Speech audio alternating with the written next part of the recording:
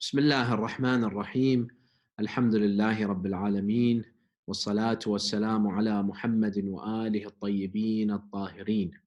Respected brothers and sisters, Assalamu alaikum wa rahmatullahi wa barakatuh, and welcome to our third session regarding philosophy of ethics or the science of al-akhlaq. Before I begin my third session today, inshallah, I will just give a quick recap of the last two sessions because there was a 2-week gap since the last time that we had the session. We began speaking about the science of akhlaq and what the science of akhlaq is. And we said that if the field or the science of medicine deals with the health and sickness of the body and teaches us how to keep the body healthy, then the science of akhlaq deals with the health and sickness of the soul. How can we keep the soul healthy? Basically, it's the science of the well-being of the soul. And we spoke about that in detail. And we said that the science of akhlaq, we study the different qualities of the human being. The good qualities, which are called the virtues, and the negative qualities that are called the vices. And we said that our goal in this science, in akhlaq, in this class, is to make these qualities into dispositions, which means second natures within us. So generosity, for example, we spoke about generosity. Generosity is a quality. Our goal in the science of akhlaq is to learn how to make this quality into a disposition such that it becomes second nature. I don't have to think about being generous. It becomes something that I practice naturally.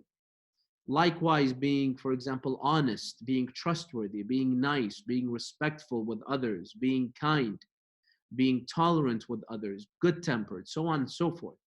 Having the quality is one thing, but making it into a disposition, a firmly established quality, that's something else. And that's our goal in the science of akhlaq. And we said these dispositions are either formed naturally through genetics, meaning many people are born with these dispositions, these good qualities. You find they're born being generous, they're born being brave, they're born being trustworthy or honest ever since they were kids. It was through genetics that they acquired this disposition. And other times, no, it has to be learned. It has to be, it has to be taught and learned. And we said that it is possible for us to change our dispositions. There's a hadith from Amir al-Mu'mineen alayhi salam that I want to mention. I didn't mention the first and second session, where he speaks about this, how we can learn and teach ourselves these dispositions. He says in this hadith, عود نفسك السماح وتخير لها من كل خلق أحسنه فإن الخير عادة. He says that teach yourself to always be kind, to be generous, to be nice, to be forgiving. He says teach yourself, make it a habit, train yourself. And always, he says, choose the good qualities. Teach yourself to always make the good qualities a habit, because he says فإن الخير عادة. Good qualities are habits. They begin as habits until they become second nature. So the Imam is saying that it is possible for you to learn or develop a disposition. And that is through practice, through training, and through making that quality into a habit. Once it becomes into a habit, eventually, gradually, it will become into a disposition.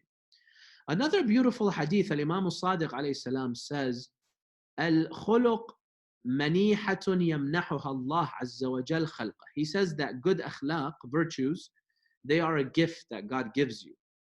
فمنه سجية ومنه نية. Some of them are سجية, meaning you're born with it, genetics, like we said.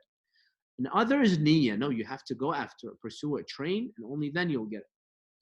So the narrator, he asked Imam al-Sadiq, he said, فَأَيَّتُهُمَا أَفْضَلُ? Which is better, the qualities and dispositions that we acquire through birth, naturally, or no, the ones that we have to strive to achieve, the ones that we have to train ourselves to learn? The Imam said, صَاحِبُ السَّجِيَّةِ هُوَ مَجْبُولٌ لَا يَسْتَطِيعُ غَيْرَهُ. وصاحب النية هو الذي يصبر على الطاعة تصبرا فهو أفضلهما. The Imam said that the person that has a disposition through genetics, through birth, he was born with it. He didn't do anything to acquire it, and that's the only way that he knows, because he was born with it. While the other person who had to go and develop, had to learn, practice being good tempered, being honest, being generous, being brave, this person had to undergo pain and had to, needed a lot of patience in order to develop this disposition. And thus, the second one, the Imam says, is better. The dispositions you develop through practice are better than the ones that you're born with, because the ones that you're born with, you didn't do anything. There was no hard work put into the equation. While the ones that you develop through practice, you had to acquire and achieve that through a lot of pain and effort and hard work. So that's why it's much better. It's more valuable in the eyes of Allah subhanahu wa ta'ala. And then the and then we mentioned in the previous sessions that the science of akhlaq is amongst the most important sciences. If I want to become a scholar, if I want to become a student in the Hujjah, it is by far amongst the most important, and it should be a prerequisite before I study anything else. Because we mentioned that without ilm al-akhlaq, without ethics and morality and akhlaq, then knowledge could be dangerous sometimes. It may lead the person that has knowledge to arrogance. Knowledge without taqwa, without akhlaq, can make me into an arrogant person, because knowledge is power.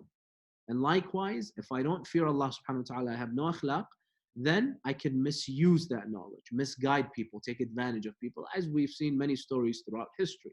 Thus, it is very important and instrumental for a student in the Hujjah to begin with ilm al-akhlaq, so that he understands without akhlaq, he's wasting his time. It becomes like the devil. We said the devil, the shaitan, has so much knowledge, but what's the point? He has no akhlaq.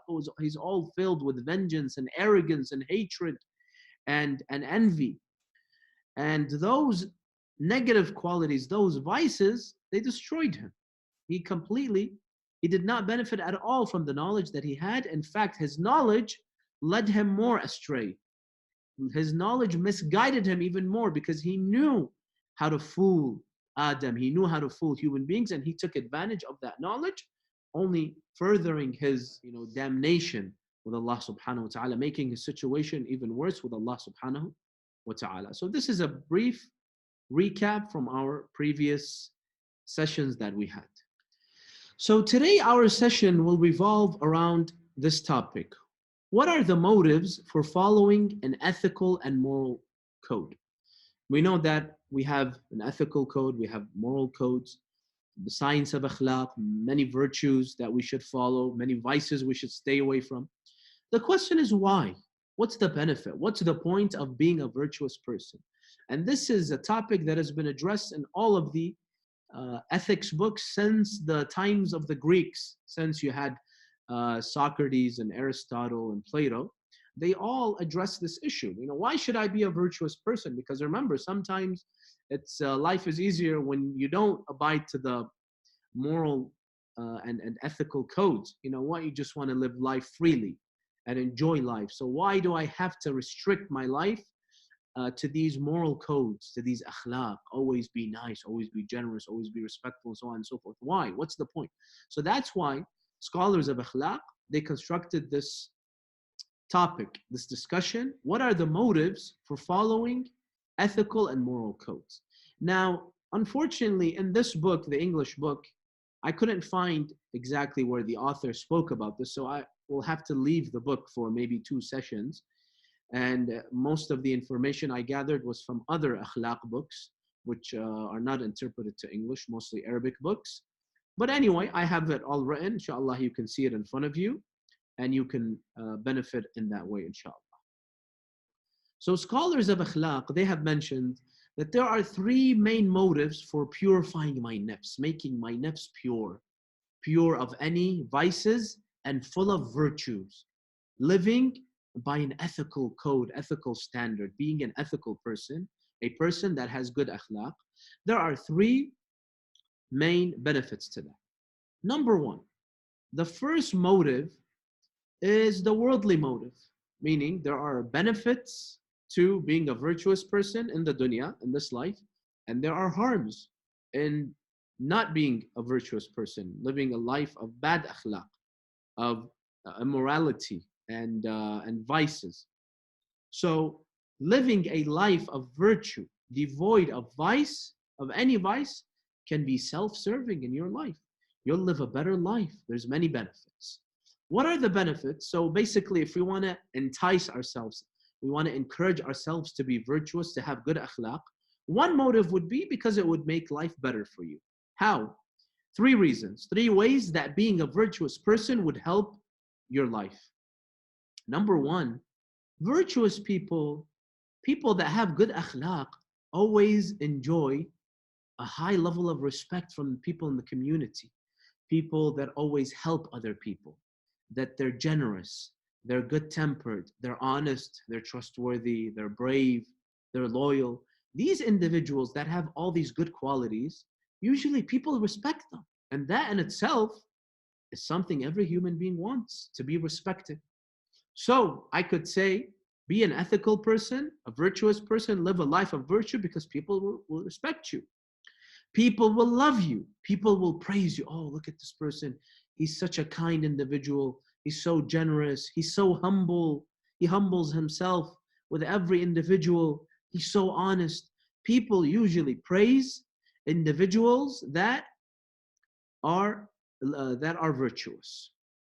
So we can rephrase it and say that good akhlaq, in other terms, means you'll have more friends.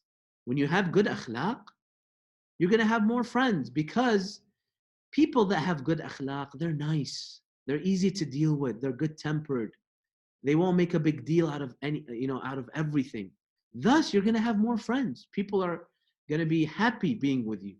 They're going to want to be with you, spend time with you because you have good akhlaq, you're easygoing. They're going to love you and respect you.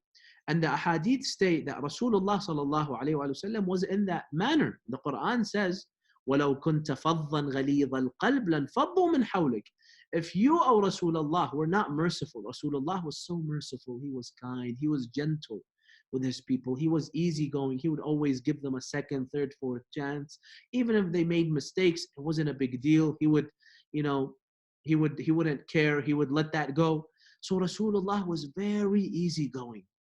And it was because of that that people were attracted to him. They loved him. It was because of his akhlaq.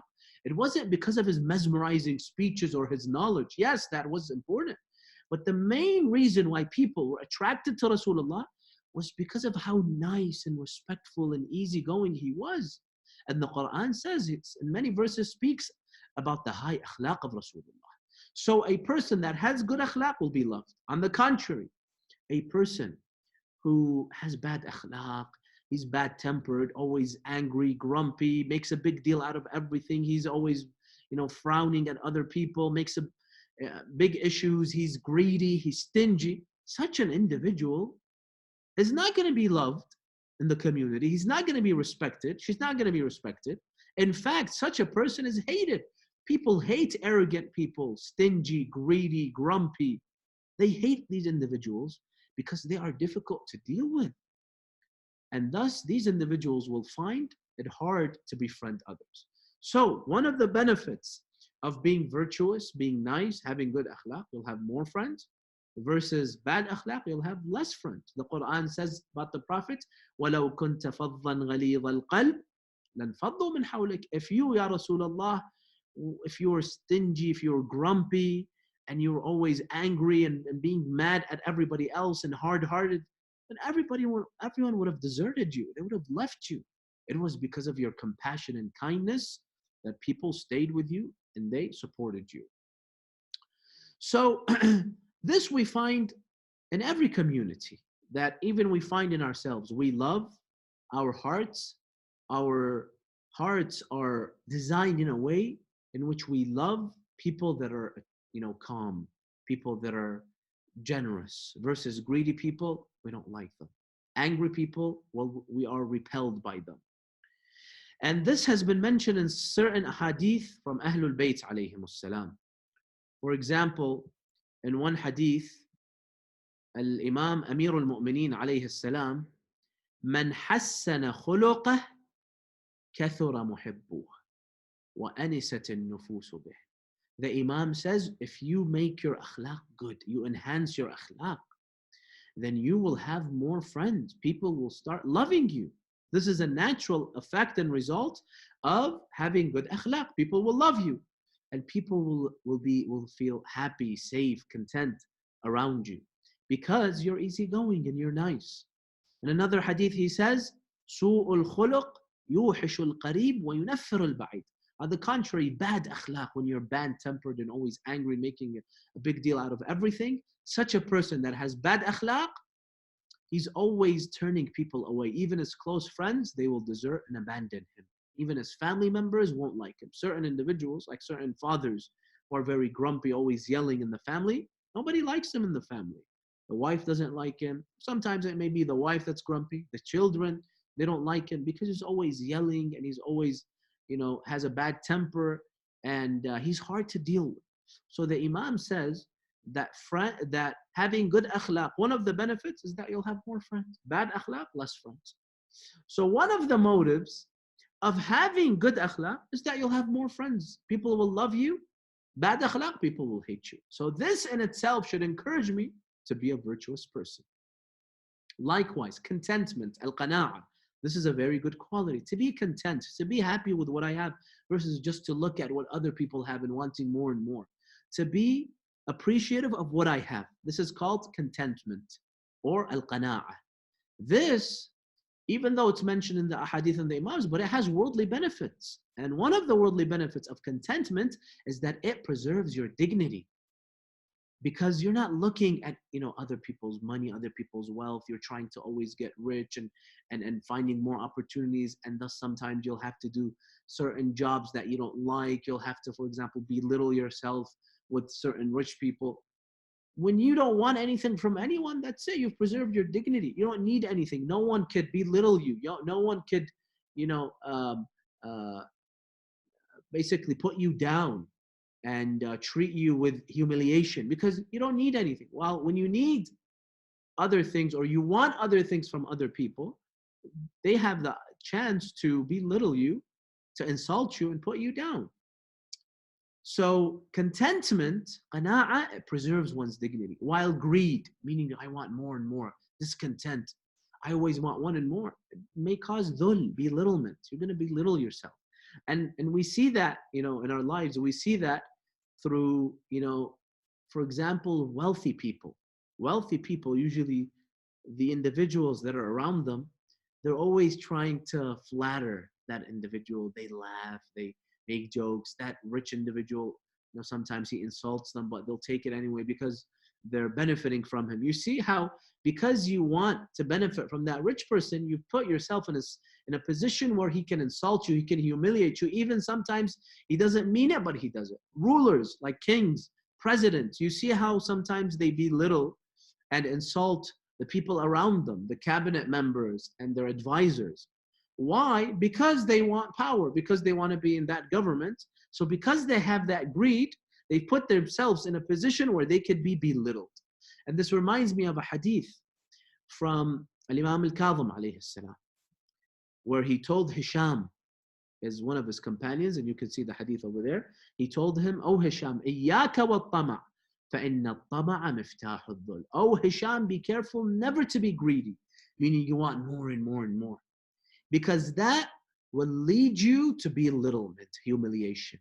Miftah, it's the key to belittling yourself and humiliating yourself, because you want opportunities, so you're going to go and you're going to take some jobs, you're going to be humiliated, you're going to have to work for certain individuals and they may not respect you. So because of that greed, you put yourself in a situation where you may be belittled and humiliated. In another hadith, Amir al-Mu'mineen alayhi salam says, "At-tama'u riqqun mu'abbad." Tama', greed, is a type of servitude. Like you're a slave. You go to this job, to that job, and they're not treating you well. But because you have that want or that need, you're not content with your life, you put yourself in a position where you need people. And unfortunately, like we mentioned, when people see that you need them, sometimes they'll take advantage of you. They'll be arrogant and they'll belittle you and insult you. And that's why there's a story once that says that there was a poor man who was on the shoreline on the ocean, and he was picking up some stuff from the ocean, bottles of water or whatever, and he could, gather all that and he could sell it as recycled material. Now he's not going to make much, a very humble and modest lifestyle. So as he was picking up that trash, a man came to him, man that very very dignified, meaning very wealthy and prominent, and he used to work for in the government. So he came and he told him, if you would work for the government, you wouldn't need this. You wouldn't need this, terrible job picking up trash and recycled material and going and selling it. So look at this young man, this poor man. He was poor, but he had qana'ah, he had content. Look at the words of wisdom he told him. He told him, if you were content with this, then you would not need to serve the president or the government. So look at what the first individual, the guy that worked for the government, he told him, if you worked for the government, you wouldn't need this bad job. He quickly turned it against him. He told him, if you were more content and you would accept this humble lifestyle, you wouldn't need the government. You're the one that's in need. You have to go every day and you have to flatter the ministers and you have to, sometimes you're humiliated and belittled and you have to go and pursue this career or whatever. You're the one that's in need. I'm not the one that's needy. Alhamdulillah, I'm content with this little that I have. So I have preserved my dignity. I don't have to go and flatter anyone and show so much respect to someone or else I'll lose my job. Yes, I live a humble lifestyle, but I am content with it because it has preserved my dignity. So one of the benefits of being content is that you don't need anyone else. And thus you don't put yourself in a position where someone can take advantage of you and humiliate you. So this is one example, one way. We said 3 worldly benefits of living a life of virtue. Number 2, the second way in which living a life of virtue may benefit me in the dunya is this. B, as you can see here. Being an ethical person can help me in my career. It can enrich me. And we see that now in businesses. Businesses, they have a very strict moral code, ethical code. You have to be courteous with customers. You have to be nice. You have to be respectful. You have to be honest. Don't lie. All this stuff. Now, what's their motive? It isn't any godly motive. It's because the better customer service, the more ethical you are in your, you're honest. You don't lie about your products. You don't lie about your laws in your business. The more transparent and honest you are and respectful, the more money you make. So being ethical can enrich you, right? Because remember, if you have a shop or a business and you keep on lying and you keep on deceiving people, eventually you're going to lose business. Likewise, we see CEOs of companies. They have to live a moral life. If, that's why we see if they're engaged in any scandals, moral scandals, right away they may lose their job. They may lose their endorsements. We see that also with athletes. As soon as an athlete starts misbehaving, even though it has nothing to do, he's a basketball player, he's a football player, but he has, for example, an affair, or, there's a clip of him insulting someone, he may lose many endorsements, millions of dollars. He may even be fired from the team that he's playing with. So the idea is it pays to have ethical conduct. If you have ethical conduct and you treat people with respect, then this will help you. And subhanallah, this is mentioned in the hadith of Imam Sadiq alayhi salam, where he says, Husnul khuluq yazid or yuzidu fil rizq. Having good akhlaq, yuzid fil rizq. It increases rizq, sustenance. Now, some have taken this hadith in a, basically supernatural way, where Allah subhanahu wa ta'ala will increase your rizq in a way where you don't know. Others, no, they say through a natural way. Because when you treat people in your business in an ethical way, they'll always do business with you. It'll make you richer, of course. It'll make your business much better. And likewise, you see that having a moral life in my marriage, for example, this has some pros versus living a life of infidelity And promiscuity, this has some worldly harms. That's why you see sometimes we hear stories of a person that gets into an affair, a married person, and he starts suffering in his business. Or, for example, have to go through a divorce and he'll lose millions of dollars. As we saw, for example, um, if you remember a couple of months ago, when one of the wealthiest people on earth, the owner of Amazon, he was caught up in this scandal, affair with another lady. Now, one thing that happened, of course, he got a lot of bad publicity. Another thing, his wife divorced him and she took, billions of dollars away. So one lesson is, if you don't live a life of morality, you don't live an ethical life, and you cheat on your spouse, you have an affair, live life of infidelity, then you know what? You're going to pay for that in the dunya. You're going to lose a lot of money. So one drive, one motive for one person may be, to be ethical, to be moral, and to stay away from infidelity is, what? Because it's going to cause a scandal, bad publicity, I'll lose money, divorce, legal issues, so on and so forth. So it's a big hassle for him. So one motive for being ethical in life is because it enriches the individual. This is the second way in which we can benefit from living a life of virtue. And number three, one can say that living a life of virtue, having good akhlaq, is good for your health. It's good for your mental well-being. It's mental wellness, mental health. It's good to be patient. It's good to be forgiving. It's good to be good-tempered.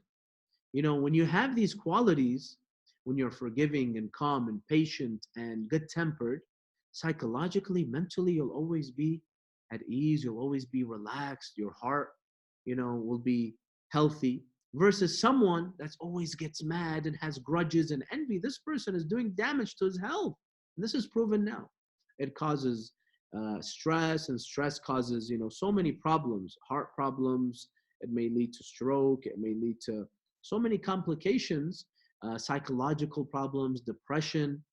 So when someone has good akhlaq, good tempered, he's always forgiving. They say if you always hold a grudge in your heart against people and you don't forgive and let go, this builds up and it could cause a heart attack in the future.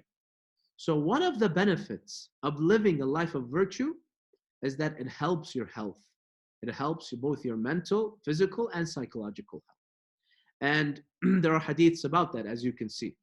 Amir al-Mu'mineen alayhi salam says in one hadith, Su'ul khuluq nakadul aish wa adabun nafs. He says, Su'ul khuluq, when you have bad akhlaq, nakadul aish. It makes your life like living hell. And it's like you're punishing your nafs, your psychological well-being. It's a way in which you punish yourself.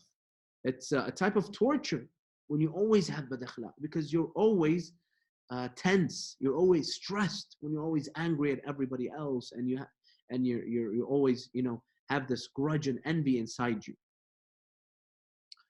In another hadith, Imam al-Sadiq alayhi salam says, "Man sa'a khuluquh adhaba nafsah." If your akhlaq are bad, not only will you torture people around you and bother them, you'll bother yourself. You'll torture your own self because you will always be stressed out. So these are some worldly reasons of why I should maintain good akhlaq, worldly benefits. And many of the good facts, if you truly look into your lives, brothers and sisters, you would notice that many of the good acts that we do, many of the bad acts that we refrain from, is for this reason. It's because we are afraid for our reputation, right? We said that person that has good akhlaq is loved and respected, versus a person that has bad akhlaq, or a person that engages in immoral behavior and activity, this person is not respected and loved by anyone. So many times, we do what we're supposed to do. We live a life of morality and ethics because we're afraid of our reputation. And this is probably the most common motive for being virtuous today. Why don't I engage in infidelity, promiscuity? Because there's too much risk. because when my spouse finds out, there's going to be problems and stress and fights, and might lead to divorce. People will start talking, gossip. My reputation will go down the drain. Why am I someone, in front of the people, I'm always smiling and respectful? Because of my reputation. I want to have a good reputation with people. So our mentality is this: behave and be virtuous because your reputation depends on it. Don't perform certain acts, negative acts, immoral acts, because I may be exposed and I'll be stigmatized by the people. So these are some worldly benefits and motives for being ethical, living a life of virtue. So now I will critique this first method, this first motive for being good. If my motive for being someone that's nice and respectful and honest, having good akhlaq, living a life of virtue is just because of the worldly benefits, then there are certain critiques that I'll mention. Now, first of all, we have to admit that this is an effective method. It does keep us in check. It does make us into behaving human beings. The worldly benefits is one of the main motives, and it's truly effective. And that's why we mentioned all those hadiths. The Imams of Ahlul Bayt, they spoke about the worldly benefits of being nice and being courteous and being humble and so on and so forth. Why? Because it's so effective. We'll get to the second motive, which is the godly motive. And that's, of course, a much better motive. But honestly, practically speaking, most people, they are encouraged and enticed and moved by this motive more than any other motive. You know what? If being nice and honest will make me richer, it'll make my life stress-free, it will, make people love me, good reputation, why not? Let me be a good person. Not because being good is a good thing, is a good idea, or because it pleases God, but because I'm going to benefit. It's self-serving. Because it's self-serving, it's so effective. So it's an effective method. But however, the problem is when this is my only motive, my only reason for becoming someone virtuous, this is where it becomes problematic. Why? For three reasons. Reason number one: when I make my conduct ethical and my motive behind that is my reputation and for the benefits that we spoke, that will lead to me just fixing my akhlaq publicly. Privately, there's no real incentive to do good because all those benefits, they mostly apply to your public conduct. Your reputation, you'll be loved and respected. It helps you in being rich and so on and so forth. Staying away from legal issues from your spouse and so on and so forth. All of that you can acquire through your public presentation, how you present yourself publicly. Privately, why should I be a moral person? Let me break all the moral codes privately. Nobody's going to know. I'll still have a good reputation. People will still love me, respect me. Business will still be good. So likewise, I'll stay away from immoral acts only in the public. Privately, why not? Let me perform certain immoral acts. Life of infidelity, promiscuity, as long as the spouse and people don't know about it, why not? So if my only motive is the worldly motive, it's because it's self-serving, my mentality will be this: as long as I don't get caught, it's okay to be immoral. Be moral when you need to. And that's, unfortunately, that's what we see many, for example, politicians in front of people on the stage, on TV, they speak about virtue and they're so holy and they're so respectful and honest and so on and so forth. But privately, we know that's not true. Privately, if they don't get caught, they say the nastiest things and they're only exposed. Only when they're exposed, we know that. So this motive, unfortunately, the self-serving motive, where it's the worldly benefits, it leads to a two-faced personality. I'll have a public face and I'll have a private face. And that's why, unfortunately, many of us, we behave differently in public than we do in private. Many people, they say, you know what? I've had, for example, certain sisters. They tell me, my husband, if you see him in the community, when he goes to the masjid, to his work, one of his friends, he acts so good. He's so respectful. But when he comes to his house with me and my kids, He's so bad-tempered. He's not what you think he is. He's this, he's that. Why? Because all he cares about is his reputation in front of people. At home, it's private. Who cares? So unfortunately, when my drive and motive is the worldly benefits, my reputation and respect the community, that leads to, sometimes, of course, not always, but that has the potential of leading to a two-faced personality. I won't care about being moral and ethical in my private life, because what's the benefits? Remember, I just care about the worldly benefits. Privately being nice, who cares? There's no benefit in that. The benefit is in that public display. So it leads to a life of hypocrisy, unfortunately. This is the first critique when this method is my only motive.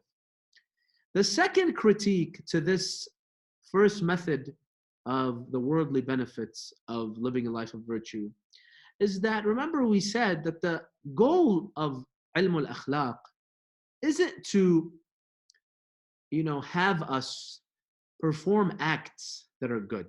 Remember, we said giving to the poor, this is the act. This is not our goal. Our goal is to develop the qualities, the dispositions of being a generous person, being an honest person. If that happens, the act naturally comes. So we don't want to teach people in ilm al-akhlaq. The goal isn't to teach you how to, perform or carry out generous acts. No, we want to teach you how to build that inner quality, that disposition of generosity. Because once that's there, the act will come naturally. Now, if this is my motive, this first one, the worldly benefits, is my motive for being virtuous, then that does not help you in achieving the goal that we want to strive. And that is to purify my nafs, making my nafs pure and forming dispositions. Why? Because as long as your exterior is good, as long as the acts are good, then, that's enough. Even if my interior is rotten, I'm a person filled with envy and grudge and hatred, and everything I do is to be recognized, riyah, to show off, who cares? The point is, in front of the people praise me, people respect me, they speak highly of me because they don't know my interior. So unfortunately, this second method, because it only focuses on the exterior, because that's what gives you the benefits, not the interior, then it does not lead to the desired goal of what we want in the science of akhlaq. And that is to purify the inner nafs, to purify it of any hatred, grudge, of any vice, and to fill it with virtue. The goal is to make my nafs pure. This first method doesn't really encourage me to do that. This just tells me, you can get away with having a rotten inside, but living a hypocritical life of presenting yourself in a beautiful way. So the first problem is what? It leads to a two-faced personality. The second problem is that it does not necessarily, this method, it does not necessarily purify the nafs and build dispositions. And remember, our goal in this class is to learn how to form dispositions, these second natures. So this is the second critique. And then we go to the third critique. The third critique is that this first motive, it has a selfish attitude. Do right because I am benefiting, because it's self-serving. Should that really be my motive for being honest, because I'm going to benefit? Should that be my motive for being, faithful in my marriage, because I'm going to benefit? I should be respectful and kind and generous because I'm going to benefit, because it's self-serving? Well, if that's my attitude and that's my driving force, then what about when doing what's right and ethical is against my interests? Because sometimes doing what's right will be against my interests, and it won't be self-serving. Sometimes it's harmful to tell the truth. Sometimes it's harmful for you to be an ethical individual. You're going to lose. In fact, life would be much easier, and there would be much more interest if I would break ethical codes and I would live an immoral life. What if being unethical all of a sudden becomes more self-serving one day for my business? What if I know, what if I can lie and get away with this, lie or with this deceitful tactic? My business will make more money. My career will prosper more. It's better in my personal life.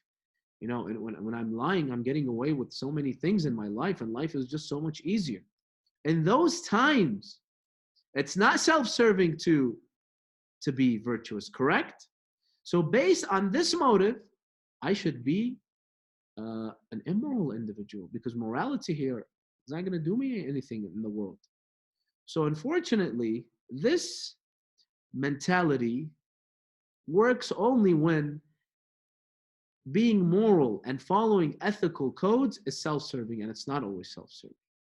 Sometimes it goes against my personal interest. Sometimes being nice, truthful, humble will put me last, while being cunning, cruel, lying will give me much better results, better for my interests. And that's why you can take the example, as I have written here.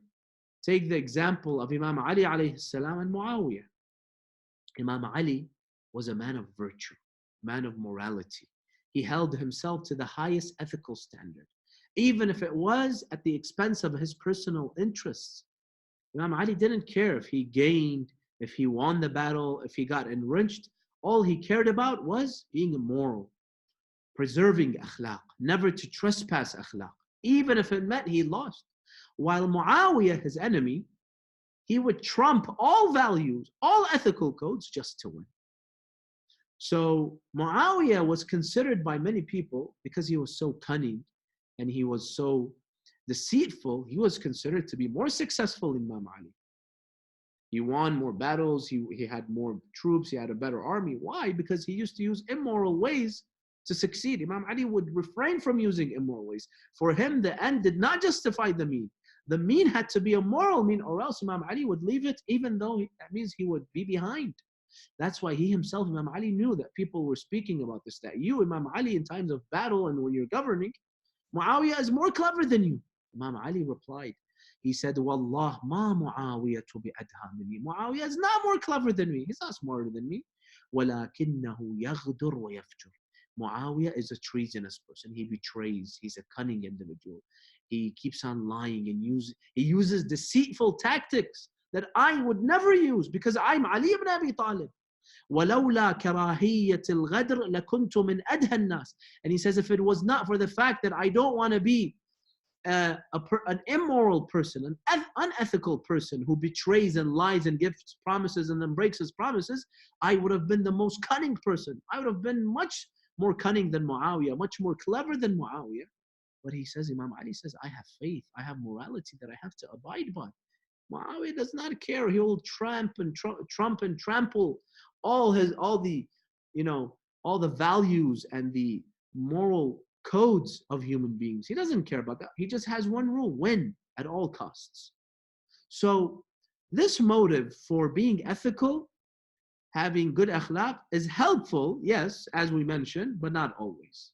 So these are three critiques to this first worldly method of why we should live a life of virtue, why it's good to have good akhlaq. There's pros in it, of course, but there are also certain faults. Now that we understand this first method and motive for having good akhlaq and purifying the nafs and living a life of ethics and morality, I want to mention a theory that has been developed by Aristotle. Aristotle, the famous Greek philosopher that lived over 2,000 years ago, he has a theory in his book, Nicomachean Ethics, which sort of has to do with our topic. He gives us a similar answer to why we should live a life of morality, a life of virtue.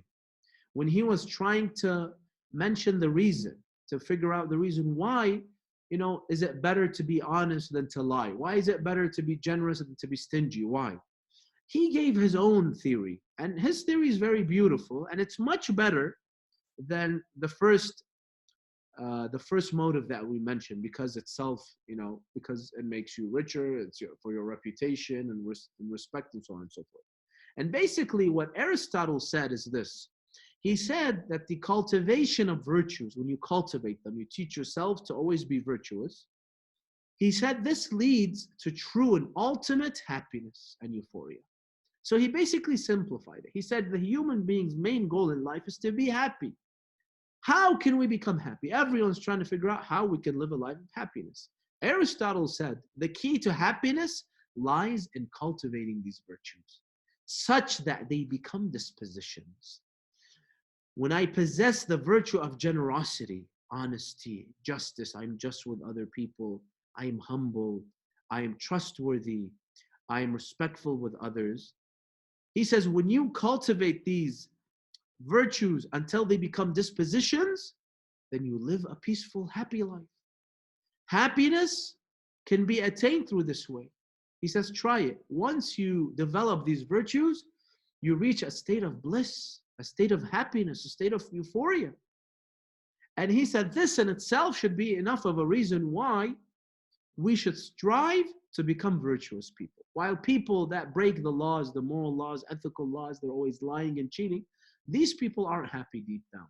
Maybe, yes, maybe in the short term they'll make more money, they'll have some short-term gain, but in the long run they will not be happy.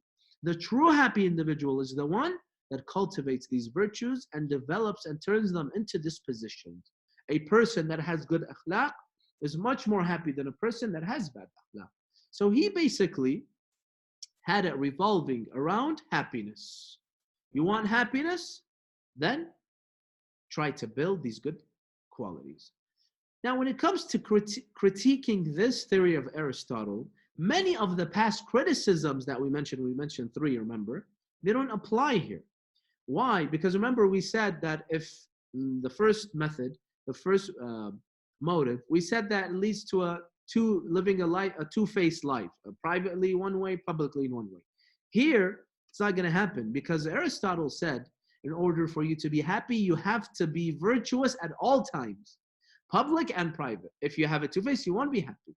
So this was his theory, that if you are living a life of virtue at all times, whether private or public life, then you'll be happy. So that, he got rid of that critique. So it's basically error-free from that perspective, from that respect. And he basically supposes that, if you act good, if you act with virtue, it will always make you happier in the long run. Maybe short term, no, because remember we said sometimes it's against your personal benefit to be virtuous and to be honest and just, but in the long run, it will make you happier. So even if short term you may suffer and lose, but in the long term, maintaining ethical conduct makes me happy.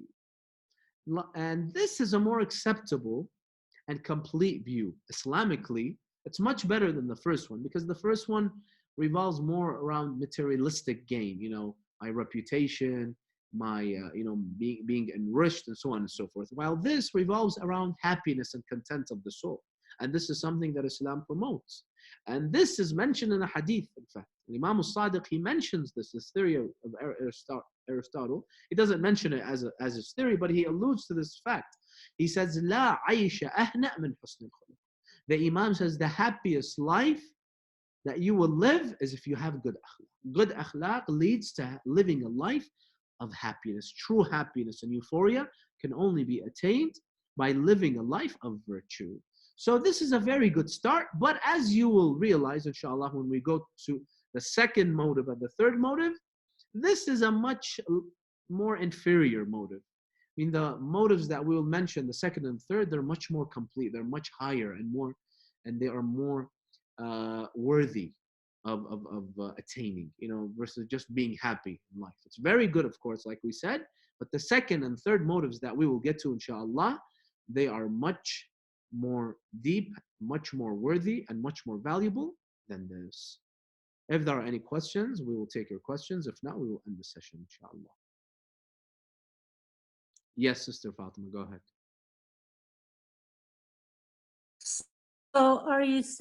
So am I to think that these are basically, if a person is working to improve their akhlaq, that these are like stepping stones on the way to becoming more virtuous over time, to where you're being able to imprint these actions so they become dispositions? No, what I'm basically saying now, I'm just presenting the three motives for being virtuous, and these have been mentioned by scholars of akhlaq. Now, it doesn't mean I'm promoting or I'm saying that any one of these three is the right one. I'm just presenting it now as an academic, academic session, academic discussion. If one were to ask, why should I be virtuous? Then scholars of akhlaq have mentioned three reasons.